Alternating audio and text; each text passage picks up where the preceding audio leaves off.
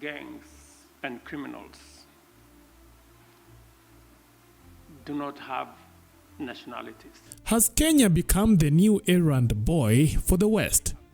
It's been barely 2 days since President Ruto returned from his state visit to the USA, where a major topic of discussion was Kenya's participation in combating gangs in Haiti. Now, latest reports indicate that Kenya has been drawn into another international conflict.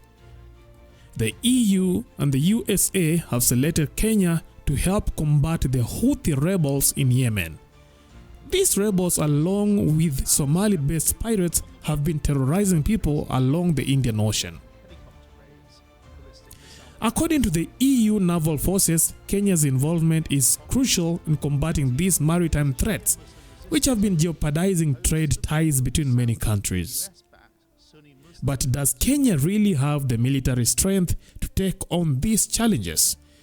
During President Ruto's recent visit to the USA, the US invested heavily in Kenya's security, providing the following military support: 16 US helicopters, that is 8 Hughes and 8 MD-500s, which are to be delivered between 2024 and mid-2025.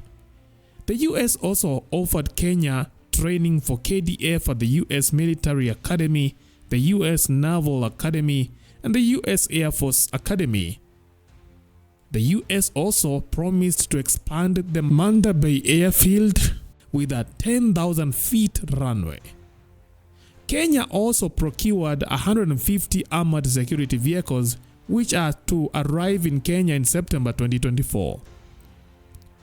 The USA also designated Kenya as a major non-NATO ally. Additionally, for Kenya's security reforms, the US gave the following funds: 900 million Kenyan shillings to strengthen the modernization and professionalization of the Kenyan National Police Service. Kenya also received 290 million Kenyan shillings, which is to improve conditions within Kenya's prison services. Kenya also received 198 million Kenyan shillings to support Kenya's electoral legal framework reform process. Now, these substantial investments have led to speculation that such gifts were not without strings attached.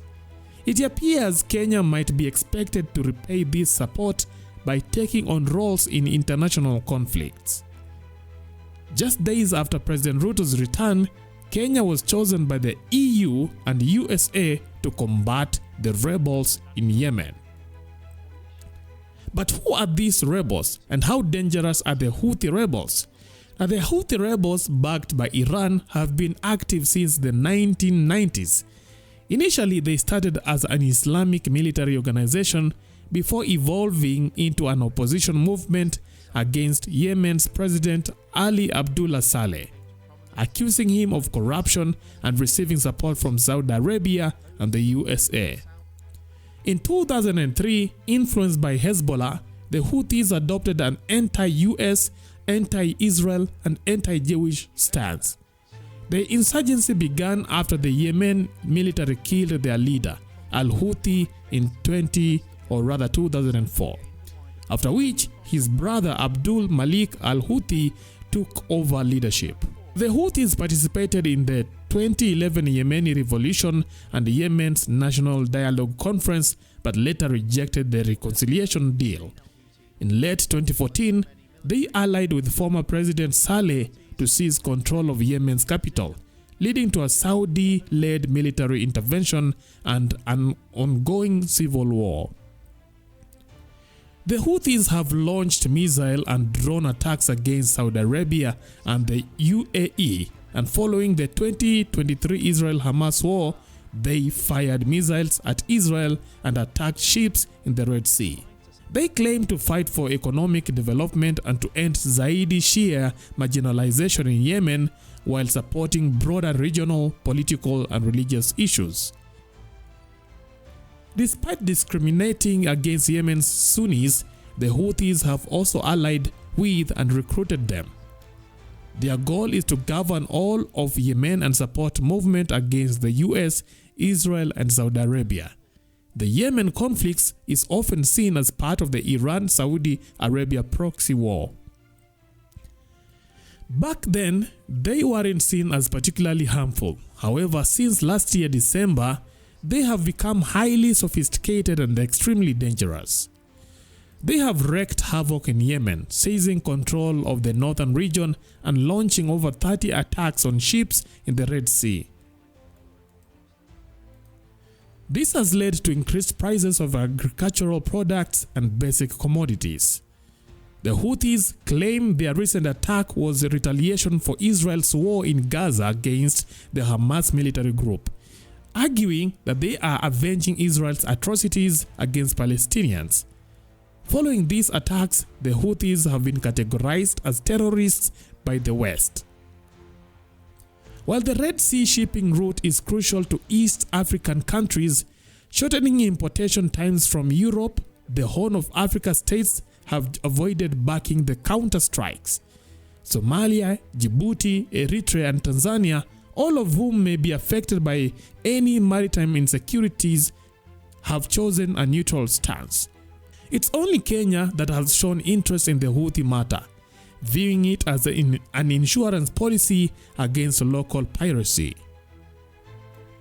The US considers Kenya an important and influential ally, describing it as East Africa's most dynamic economy and a growing regional business and financial hub.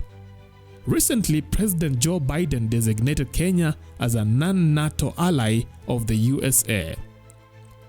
In the past fortnight, Nairobi has also hosted senior US intelligence and defense chiefs, including Central Intelligence Agency CIA Director William Burns and head of the African Command AFRICOM General Michael Langley. Their visits, whose outcomes the government kept confidential, yielded pledges of security and intelligence cooperation. General Langley also visited Somalia and Djibouti, while the CIA chief toured Somalia and the Democratic Republic of Congo. For the first time in history this year, Kenya had the largest pass-out parade for its military graduates from the recruitment center in Eldoret. An aerial video of the parade showed legions of fresh Kenyan Defense Forces recruits marching, indicating that Kenya might be preparing for something that many don't know. Well, after hearing all this, do you think Kenya has the capacity to battle the Houthi rebels? Leave your thoughts on our comment section. That is it for now. Thanks for watching. Let's meet next time. Bye-bye.